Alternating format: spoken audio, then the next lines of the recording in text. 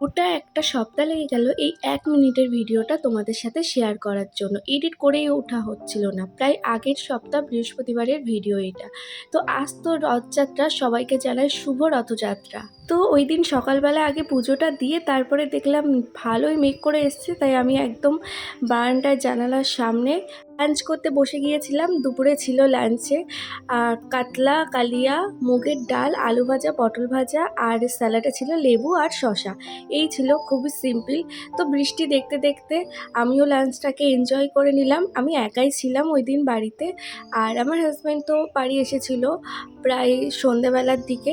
তো ওই জন্য আমি একা একা যেহেতু, তো ওই জন্য আমি ভাবলাম এখানটাতেই বসি। তারপরে উঠে একটু প্রসাদ খেলাম, তারপরে আর কি একটু ভাবলাম যে না, রেস্ট নেওয়া যেতেই পারে।